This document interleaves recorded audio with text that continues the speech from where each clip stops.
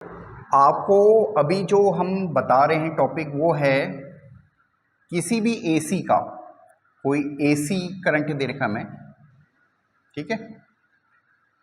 ये मानिए AC current है और इसको हम जनरल में ऐसे लिख रहे हैं I equal to I naught sine omega T,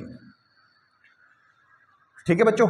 general में ऐसे लिख रहे हैं, ये आई नॉट हो गया और ये माइनस आई नॉट हो गया और ये इधर को ओमेगा टी बढ़ता जा रहा है, ठीक है, ऐसे मान लो, ठीक है बच्चों। तो ये एक एसी करंट है I equal to I naught sine omega t. इसका हमें आरएमएस वैल्यू निकालनी है। क्या निकालनी है? RMS value, root mean square RMS value निकालनी है, ठीक है बच्चों, क्लियर है।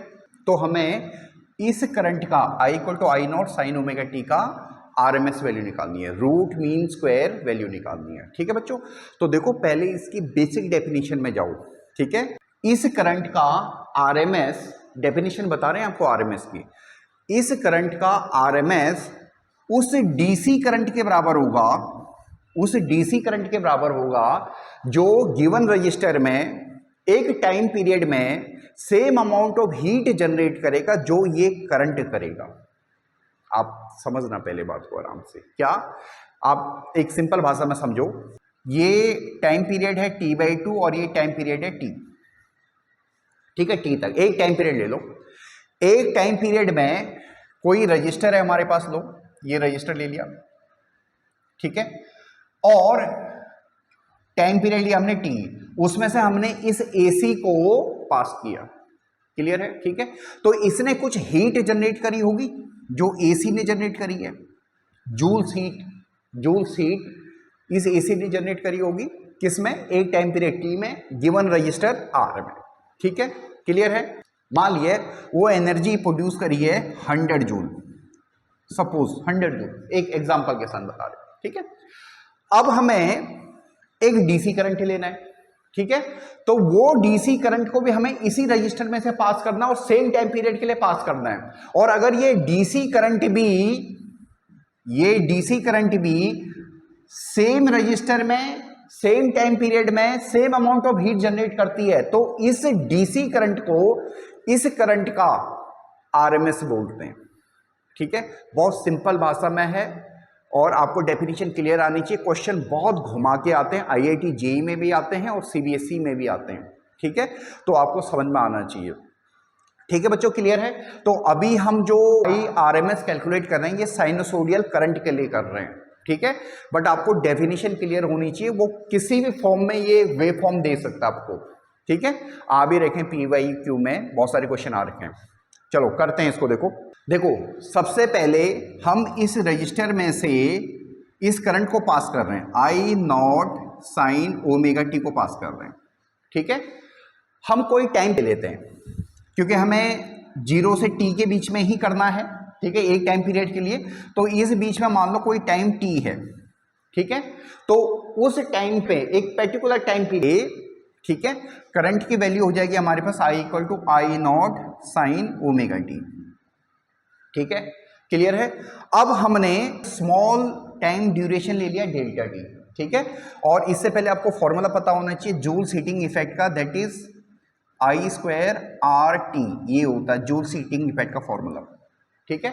तो ये वाला करंट छोटे से टाइम पीरियड डेल्टा टी में कितनी हीट प्रोड्यूस करेगा, डेल्टा H AC लिखा, I स्क्वायर, I की वैल्यू आई naught sine omega T put कर देंगे, साइन ओमेगा टी का स्क्वायर R, और छोटा सा टाइम पीरियड डेल्टा टी लिया, ठीक है। ये टाइम इतना छोटा है कि हम इसको dt से रिप्लेस कर सकते हैं, ठीक है बच्चों। आप सॉल्व करो, देखो आई नॉट का square sine square omega T and R dt, ठीक है, क्लियर है। अब देखो हमें जो हीट चाहिए वो एक टाइम पीरियड के लिए चाहिए, तो हम क्या करेंगे, देखो इसको इंटीग्रेट कर देंगे, ठीक है। इंटीग्रेट कहां से करेंगे? T की वैल्यू कहां से? 0 से लेकर कैपिटल T तक, ठीक है, अब ये इंटीग्रेशन में कन्वर्ट हो गया, ठीक है, और इसको लिख देते हैं H equal to HAC equal to, इसकी इंटीग्रेशन करते हैं आई नॉट का स्क्वायर, कांस्टेंट है इसको बाहर ले लिया, रेजिस्टेंस कांस्टेंट है इसको भी बाहर ले लिया, ये हो गया 0 से t sine square omega t. ठीक है, अब इसकी इंटीग्रेशन करनी है, देखो इसको भी करके बता देते हैं, इसको हटा देता हूं एक बार। देखो बच्चों, ये इस फॉर्मूले को देखो, पहले देखो हमें मालूम है cos 2 थीटा इक्वल टू होता है cos square theta minus sine square theta. ठीक है, जिन बच्चों को पता नहीं होता है उनके लिए कर रही है, और ये cos स्क्वायर थीटा हो जाएगा 1 minus sine square theta minus sine square theta, that is 1 minus 2 sine square theta. ठीक है बच्चों, क्लियर है? यहां से हमारे पास साइन स्क्वायर थीटा की वैल्यू आई 1 माइनस कॉस 2 थीटा अपॉन 2। ठीक है बच्चों, ये ट्रिग्नोमेट्री से निकाला हमने। अब साइन स्क्वायर ओमेगा टी की जगह हम ये सब्स्टिट्यूट कर देते हैं, आई नॉट स्क्वायर, ये आर हो जाएगा 0 से t, और ये हो जाएगा 1 minus cos 2 omega t upon 2 और dt। ठीक है, क्लियर है यहां तक?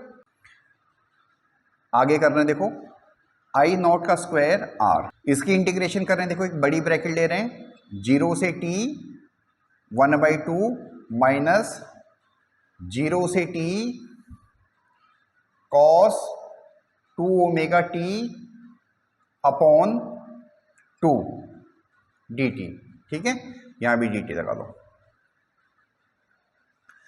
ठीक है बच्चों, इसे हमने तोड़ दिया, ऐसे कर दिया। ठीक है, अब देखो आई नॉट स्क्वायर आर, ये हो जाएगा 1/2 into T.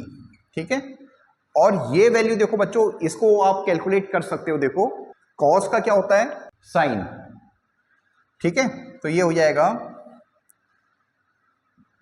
Sign 2 omega t upon 4 omega और 0 से लेकर टी तक।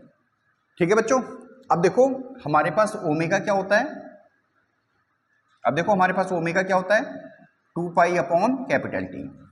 ठीक है, तो ये बन गया आई नॉट का स्क्वायर आर टी अपॉन 2 इधर वाला, और यहां पे देखो पहले टी पुट करो साइन, या आप इसको ऐसे समझो, देखो ओमेगा इंटू टी की वैल्यू हो जाएगी 2 पाई, ओमेगा इंटू टी की वैल्यू क्या हो जाएगी 2 पाई, ऐसे समझो। ठीक है, तो ओमेगा इंटू टी कितना हो जाएगा, 2 पाई हो जाएगा, तो ये हो जाएगा साइन 4 पाई अपॉन 4 ओमेगा। इसकी नीचे कन्वर्ट करने की जरूरत नहीं है, और जब आपने 0 पुट किया तो ये तो साइन 0 अपॉन 4 ओमेगा हो जाएगा। ठीक है, देखो साइन 4 पाई भी 0 ही होता है और साइन 0 भी 0 ही होता है, तो ये तो पूरा 0 आ गया। ठीक है बच्चों, प्रॉपर आपको करके दिखाएंगे। ठीक है, तो जो हमारे पास, इसको मिटा देता हूं, तो हीट प्रोड्यूस करी है एसी करंट ने एक टाइम पीरियड में, वो करी है I naught square R T upon 2। ठीक है, इतनी जूल हीट प्रोड्यूस करी है। क्लियर है? अब इस रजिस्टर में से डीसी को पास करो। ठीक है, यही डीसी आरएमएस के बराबर है, जो same amount of heat produce करे। ठीक है, तो हम मान लेते हो वो डीसी आईडीसी या आईआरएमएस बोल दिया हमने उसको, चलो आईआरएमएस बोल दो।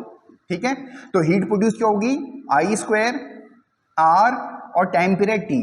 ठीक है, इसमें इंटीग्रेशन की जरूरत नहीं है क्योंकि डीसी कांस्टेंट है, उसका मैग्नीट्यूड कांस्टेंट है। ठीक है, और ये इक्वल टू होना चाहिए किसके बराबर, जो हीट प्रोड्यूस करी एसी के बराबर, आई नॉट का स्क्वायर आर टी अपॉन 2। ठीक है, तो आर टी से आर टी कट जाएगा, यहां से हमारे पास आया आई स्क्वायर आरएमएस की वैल्यू आई नॉट स्क्वायर अपॉन 2, यानी आई आरएमएस की वैल्यू आई हमारे पास आई नॉट अपॉन √2। ठीक है बच्चों, क्लियर है? ठीक है, होप सो आपको समझ में आया होगा। अगर कोई प्रॉब्लम हो तो आप कमेंट कर सकते हो। ठीक है, थैंक यू।